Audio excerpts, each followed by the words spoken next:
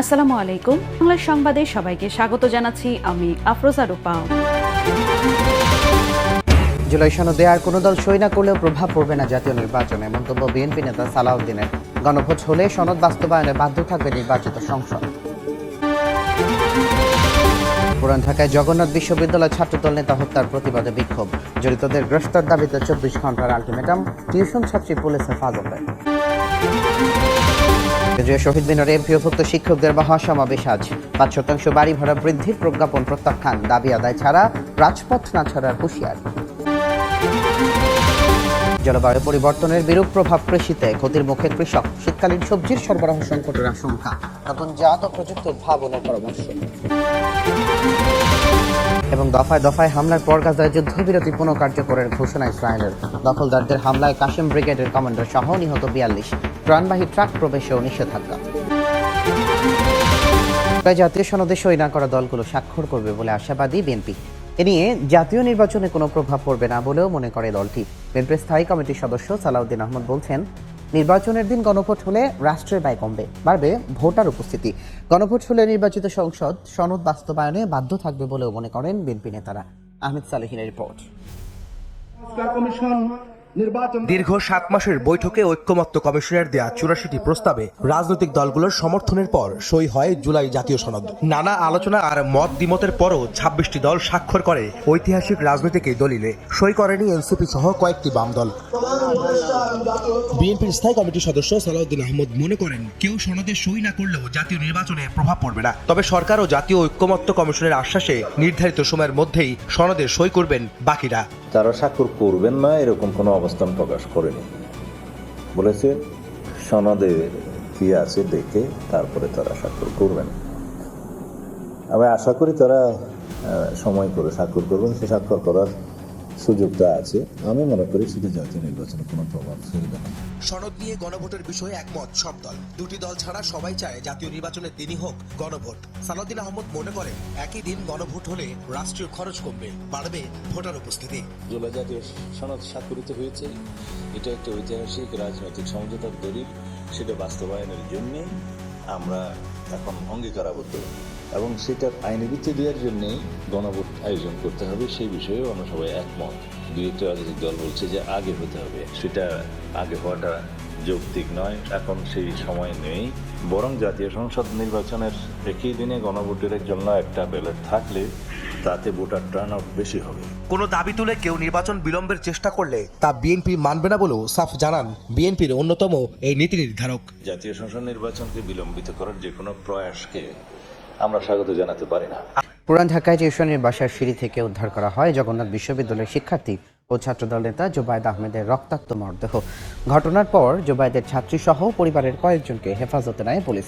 হত্যার বিচার দাবিতে তাঁতিবাজার মোড় ও বংশাল থানার সামনে অবস্থান নিয়ে বিক্ষোভ করেন জবির শিক্ষার্থী ও ছাত্রদল নেতা কর্মীরা। খুনিদের গ্রেফতারে 24 ঘন্টার আলটিমেটাম দেন কেন্দ্রীয় ছাত্রদল সভাপতি। সিসিটিভি ফুটেজে দেখা যাচ্ছে যে স্থানে খুন হয়েছেন জগন্নাথ বিশ্ববিদ্যালয়ের শিক্ষার্থী ও ছাত্রদল নেতা, সেখান থেকে পালাচ্ছেন দুইজন। নিহত জুবায়েদের সহপাঠীদের অভিযোগ তারাই মূল হত্যাকারী, যার সাথে জড়িত জুবায়েদ যে মেয়েকে পড়াতেন। রোববার দুপুরে পুরান ঢাকার আরমানিটোলার একটি বাসায় টিউশনি করতে গিয়ে খুন হয়েছেন জগন্নাথ বিশ্ববিদ্যালয়ের শিক্ষার্থী ও বিশ্ববিদ্যালয় শাখার ছাত্রদলের আহ্বায়ক কমিটির সদস্য জুবায়েদ আহমেদ। পঞ্চমতলা ভবনে 3 তলার সিঁড়ির উপরে রক্তাক্ত অবস্থায় পড়েছিল জুবায়েদের লাশ। সেখান থেকে নিচতলার সিঁড়ি পর্যন্ত দেখা গেছে রক্তের দাগ। পুলিশের ধারণা ছুরিকাঘাতে হত্যা করা হয়েছে। এই ঘটনায় জুবায়েদের টিউশন শিক্ষার্থী বর্ষা ও তার পরিবারের কয়েকজনকে হেফাজতে নিয়েছে পুলিশ। 15 নূর বস প্ল্যান একটা বাসার সিঁড়িতে জগন্নাথ বিশ্ববিদ্যালয়ের মোহাম্মদ জুবায়ের হোসেন সেখানে নিহত হয়েছে। 5 তলা টিউশন করতে উনি 3 তলা সিঁড়িতে পড়ে আছে। সহপাঠীরা জানান, পড়াতে যাওয়ার কথা ছিল না জুবায়েদের। বর্ষা ফোন করে এনে পরিকল্পিতভাবে হত্যা করে আলামত নষ্টের চেষ্টা করে। হত্যাকাণ্ডের স্থানে এসে জগন্নাথ বিশ্ববিদ্যালয়ের উপাচার্য জড়িতদের কঠোর শাস্তির দাবি জানান। যাকে প্রাইভেট পড়াতো উনি বারবার কল দিচ্ছিল যে আসলে ভাই আপনি কোথায় আছেন এক্সাক্ট। একটা ছাত্রী বা একটা ছাত্র তো কখনোই বারবার বলে না স্যার আপনি কখন কই, এখন এক্সাক্ট কই। তারা এই হত্যাকাণ্ডের সাথে জড়িত না থাকতো তাহলে অবশ্যই তারা হচ্ছে যে এটা মানে ঢাকার চেষ্টা করতো না, এভিডেন্সটা ঢাকার চেষ্টা করতো। আমরা সমস্ত আইন শৃঙ্খলা রক্ষাকারী বাহিনীর সঙ্গে কথা বলেছি, আর সবাই এসেছেন এবং ওনারা কার্যকর পদক্ষেপ নেবেন এই জোর দাবি জানাচ্ছি। জুবায়েদ হত্যার বিচারের দাবিতে প্রথমে রাজধানীর তাঁতীবাজার মোড় অবরোধ করেন জবি শিক্ষার্থী ও ছাত্রদল নেতাকর্মীরা। পরে সেখান থেকে বংশাল থানার সামনে অবস্থান নিয়ে বিক্ষোভ করেন তারা। জড়িতদের আইনের আওতায় আনা না হলে কঠোর কর্মসূচির হুঁশিয়ারি দেয় ছাত্রদল। এরকম অনেক ঘটনাই ঘটে, আসলে সুষ্ঠু বিচার আমরা পাই না। কেন এরকম হচ্ছে? আজ কাল আমার সাথে হতে পারে, পরশুদিন কোনো একটা আমার ছোট বোনের সাথে হতে পারে। আদালতে আসবে, জিনিসটা খবরে আসবে, এই প্রত্যেকটা জিনিস কিন্তু আমাদেরকে জুবাইদের কথা মনে করাই দিবে।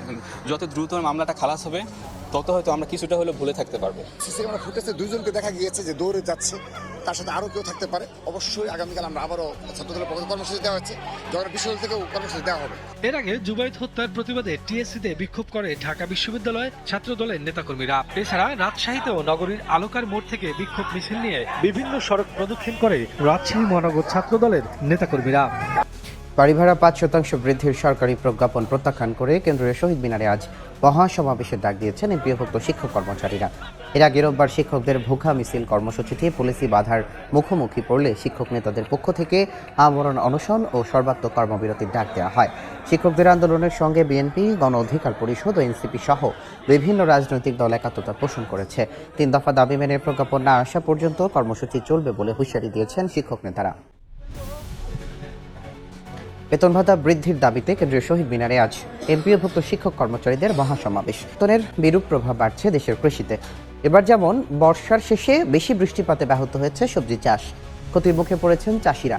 শুধু তাই নয়, জেগেছে শীতকালীন সবজির সরবরাহ সংকটের আশঙ্কাও। এই অবস্থায় খরা বর্ষার পরিবর্তনকে সামনে রেখে নতুন জাত ও প্রযুক্তি উদ্ভাবনের পরামর্শ আবহাওয়াবিদদের। আর ততদিন কৃষককে বাঁচিয়ে রাখতে ভর্তুকি সহায়তার তাগিদ দিচ্ছেন কৃষি অর্থনীতিবিদরা। মানিকগঞ্জ ও মুন্সিগঞ্জ থেকে ঘুরে এসে ফরহাদুর রহমানের রিপোর্ট। প্রাণ প্রকৃতির জন্য আশীর্বাদ হিসেবে বিবেচিত হয় বৃষ্টি, তবে এই বৃষ্টি আবার ক্ষতির কারণ হয়ে দাঁড়ায় কখনো কখনো, ভাসিয়ে এনে কৃষকের ফসল, জীবিকা। মানিকগঞ্জের কৃষক রশিদের জন্য এবার দুর্ভাগ্য বয়ে এনেছে বর্ষার শেষ ভাগের অতিবৃষ্টি। 40% জমি থেকে গত বছর প্রায় 50,000 টাকার পোশাক বিক্রি করলেও এবার 5 থেকে 10,000 টাকাও পাবেন কিনা তা নিয়েও আছে শঙ্কা। টোটাল 30-32,000 টাকা খরচ গেছে সারা সরকারি। এখন পর্যন্ত যে 5,000 টাকা যদি ভালো হইতো পাইকারে 40-50,000 টাকা নিবে। শাক বুনছিলাম, শাক বুনছি। শুধু মানিকগঞ্জ নয়, সারা দেশে এবারের আশ্বিনের বৃষ্টি লুকিয়েছে কৃষকদের শীতের আগাম সবজির বাড়তি লাভের আশায় ঘুরে বালি। এটা ফার্স্ট আমি পটল লাগাইছিলাম। পটল কিছুদিন পরে গাছে ওইটাই জাংলার উপরে উঠছে, উঠার পরে বৃষ্টির কারণে ওই গাছ সব মারা গেছে।